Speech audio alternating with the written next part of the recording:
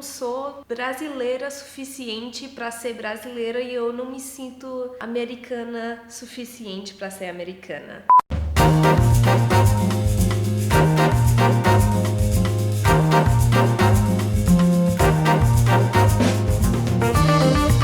Aloha, cajuzinho! Sou eu, a Bravaiana, brasileira havaiana.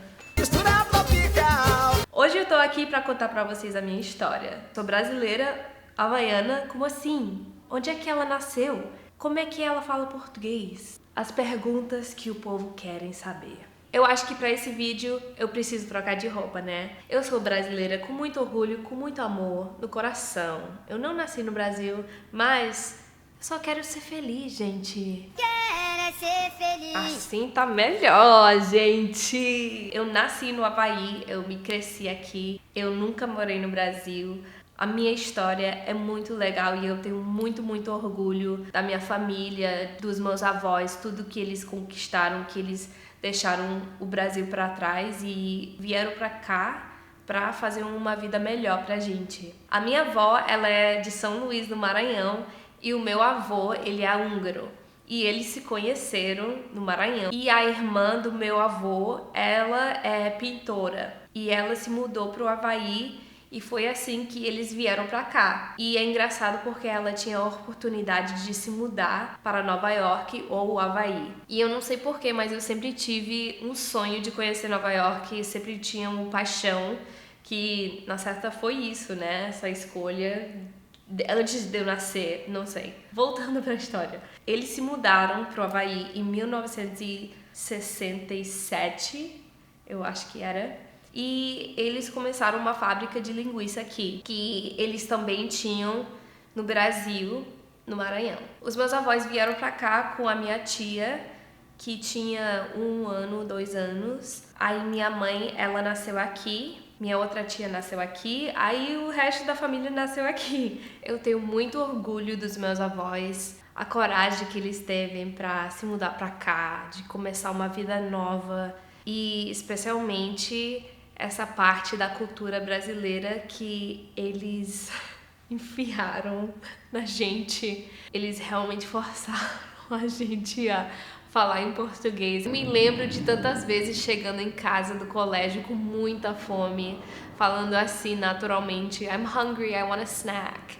E eles olhavam pra gente assim, eu não falo inglês. E eles faziam isso muito com a gente.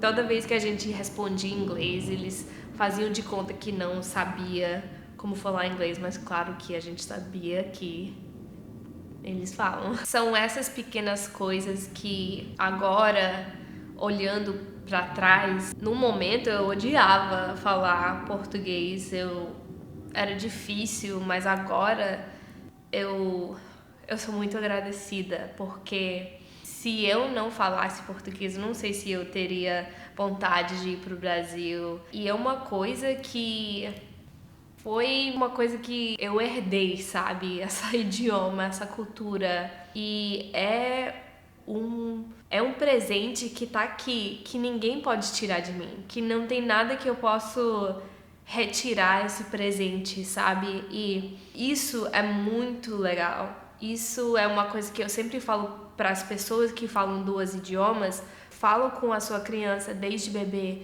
porque é uma coisa que vem naturalmente. Claro que eu também me esforcei para falar, mas assim, entendendo tudo é natural, é como respirar, sabe? O mais incrível da minha família aqui é 3 gerações, né? Então minha avó chegou aqui, passou a cultura e a língua para minha mãe, aí a minha mãe passou a língua e a cultura para mim. Porque normalmente a primeira pessoa chega, aí a segunda geração fala com eles na idioma, aí não passa mais. Então, eu sei que a minha família é uma coisa meio raro, né? E graças a Deus, eles levaram a gente pra conhecer o Brasil, a nossa família lá. O meu primeiro aniversário foi no Brasil, em São Luís, e os meus primeiros passos da vida foi no Brasil. Eu não me lembro se foi em Recife ou se foi em São Luís, E depois disso, a gente ia 4 e 4 anos pro Brasil. Eu entendia tudo que minha família falava comigo, mas eu tinha muita vergonha de falar. Quando a gente ia pro Brasil, tipo 8 anos por aí, a minha família colocou muito medo na gente. Muito medo. Eles falavam assim: se tu falar inglês em público, você vai ser sequestrada, nunca mais a gente vai se ver.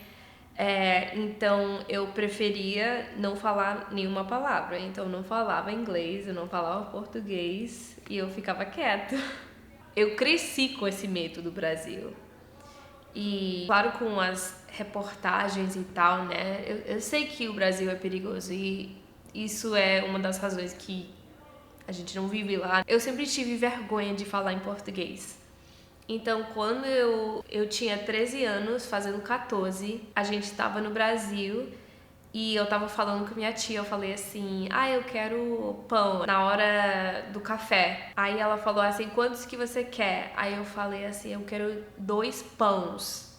Aí ela começou a rir. Eu me fechei daquele momento e olhando pra trás, eu acho que é porque aqui no Havaí tem muito que eu quero falar sobre isso, mas tem muito preconceito contra as pessoas brancas aqui. Eu vou fazer um vídeo separado sobre isso, porque isso é coisa do Havaí. Então, pra meio que ser aceita aqui no Havaí, eu sempre tinha que provar que eu não era uma americana, uma branquela que roubou a sua nação.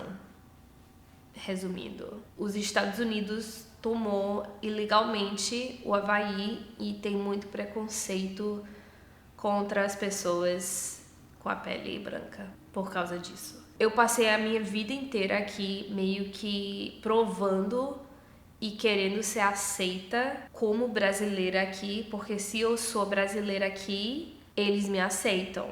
Mas se eu sou uma americana, eu não sou aceita. Eu sou visto como haole. Eu vou explicar no outro vídeo. Eu vi que vocês usam essa palavra no Brasil, que não é a mesma coisa. É uma palavra derrogatória usado contra as pessoas da minha cor. Foi um peso que eu sempre senti, que eu tinha que mostrar que eu era brasileira aqui. E para manter essa cultura de falar português, de ser brasileira, eu sempre senti aquele peso. Então, naquele momento que minha tia começou a rir de mim, eu não me senti brasileira. Isso faz senso na minha cabeça, né? Aí depois disso, eu tinha tanta vergonha e eu não falei mais o português. Claro que eu gostava muito da cultura, da música, das novelas, eu assistia muito. Isso ajudou muito o meu português. Eu até conheci uns caras lá que eu falava inglês e eles respondiam português. Era o relacionamento perfeito pra mim. Eu não precisava falar português e eu entendia tudo. Quando eu fiz 16 anos, eu conheci o meu primeiro namorado.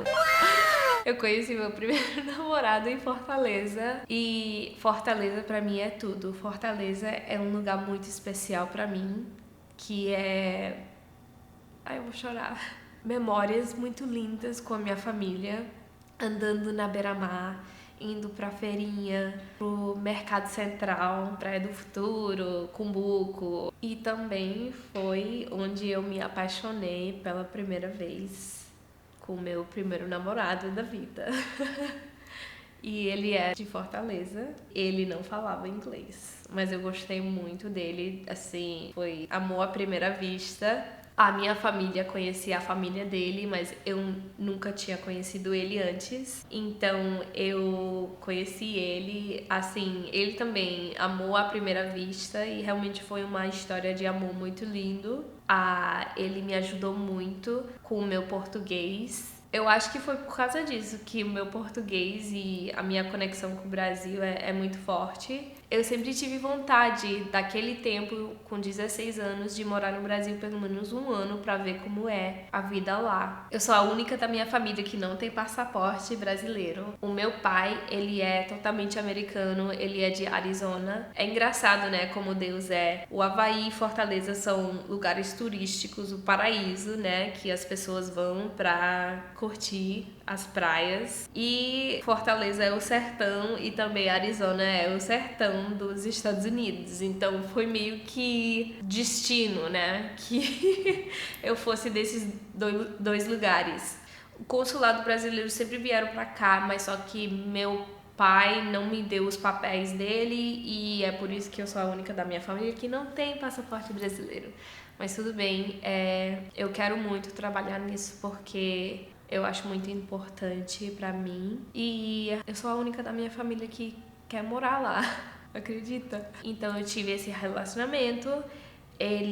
A gente estava junto por 3 anos e meio. Ele se mudou pra cá, não deu certo, tudo bem. Depois disso, meu português, assim, eu sei que eu sou fluente, mas às vezes eu fico gaguejando.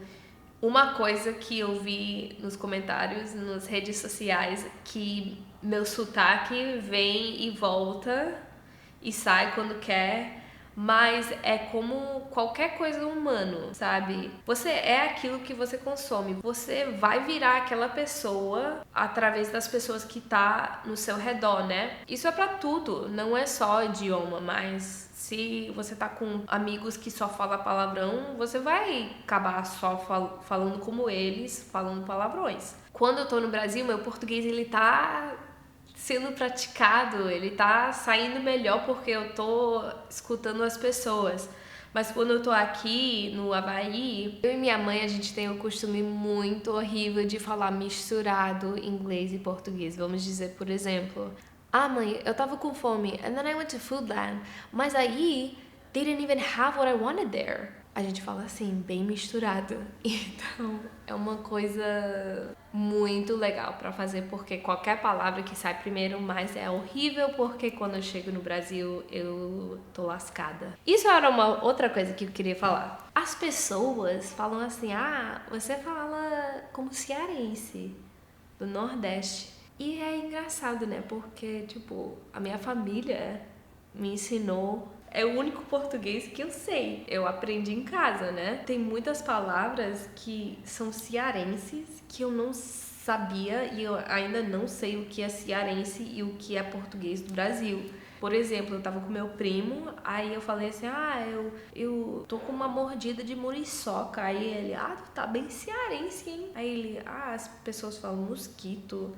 E a palavra assim, que todo mundo sabia. Mas é uma coisa bem legal que a minha família inteira, a gente ama o Brasil, a gente sente aquela sensação de família, seja bebendo guaraná ou escutando música ou assistindo novela, é uma conexão que a gente sente e é muito legal isso da cultura e eu sou muito agradecida de ser brasileira.